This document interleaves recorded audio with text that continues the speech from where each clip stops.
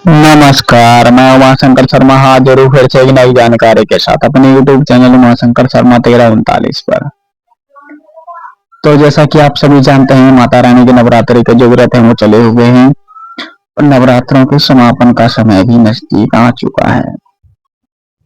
तो बात करते हैं नवरात्रों का समापन किस दिन हुआ, वह पूजा अर्चना में जो हमारी सामग्री बची हुई है उसका हमें क्या करना होता है, हमारी जो खेतरी होती है यानी जो वो रखे हैं उनका हमें क्या करना होता है, कैसे उनका प्रयोग करना होता है, किस प्रकार हम अपनी पूजा का पूर्ण फल प्राप्त कर सकते हैं। जो माता की पूजा अर्चना से भोग प्रसाद आदि बचे हुए हैं उनका हमें क्या करना होता है, अखंड ज्योति जो चली हुई है उस ज्योति को हमें कैसे संभालना है, किस प्रकार उसका उपयोग करना है। व्रत पूर्ण होने के बाद कलश में जो जल है उस जल का हमें क्या करना होता है, कलश का क्या करना होता है, आइए बात करते हैं इस वीडियो के माध्यम से।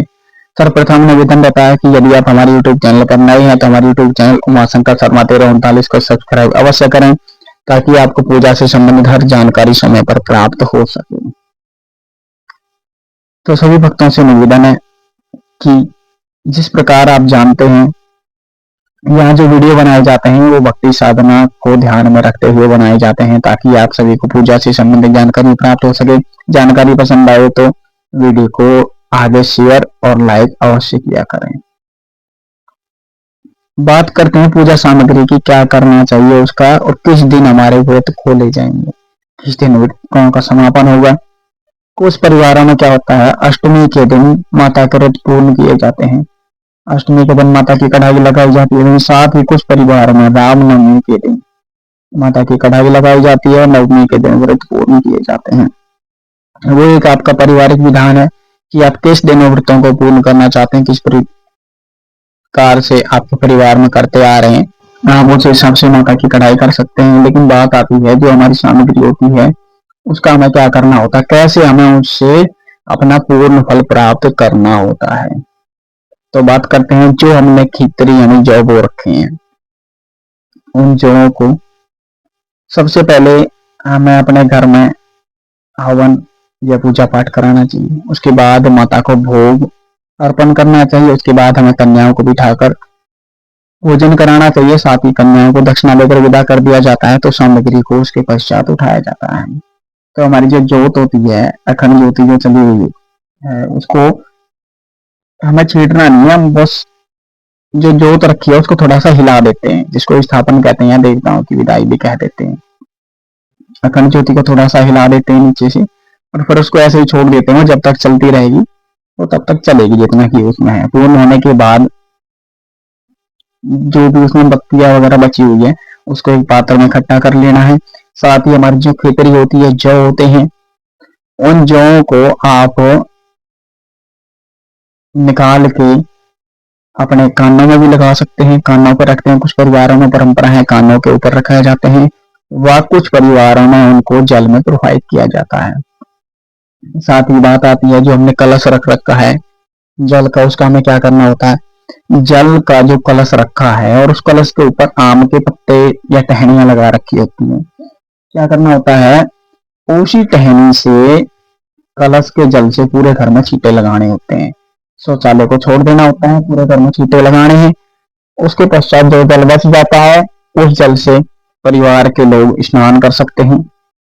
यदि स्नान करना नहीं चाहते हैं तो घर में कोई भी तुलसी का पौधा या किसी भी कोई पुष्प का कोई पौधा हो तो उसमें दे सकते हैं।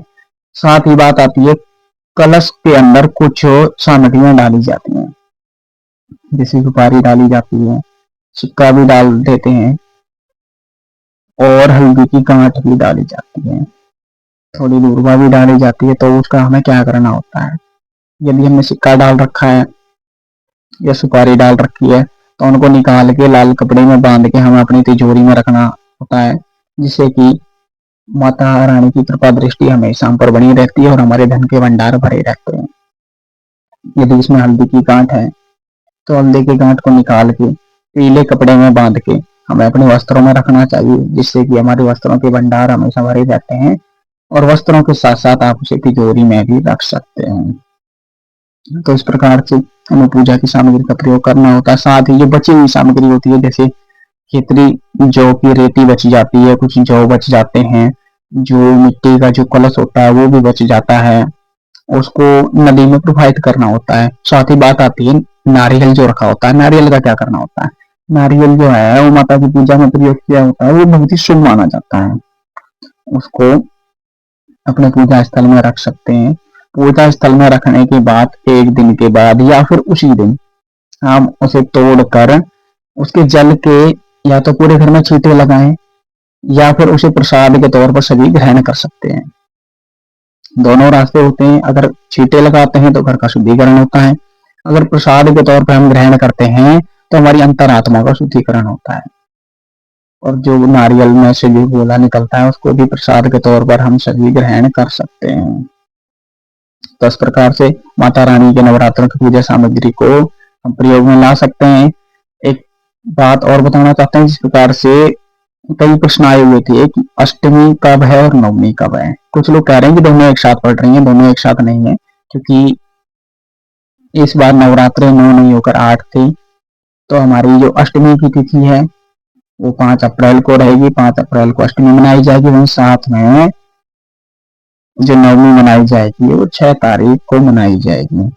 आशा करते हैं हमारे द्वारा दी गई जानकारी आपको अवश्य पसंद आई होगी। जानकारी पसंद आए तो हमारे यूट्यूब चैनल उमाशंकर शर्मा 1339 को सब्सक्राइब अवश्य करें। साथ ही यदि आप पूजा संबंधित कोई भी अन्य जानकारी पाना चाहते हैं तो हमारे व्हाट्सएप नंबर 6377535732 पर व्हाट्सएप करके किसी भी पूजा संबंधित जानकारी को प्राप्त कर सकते हैं। जय गुरु नाथ जी, जय गुरु बाजार, जय माता।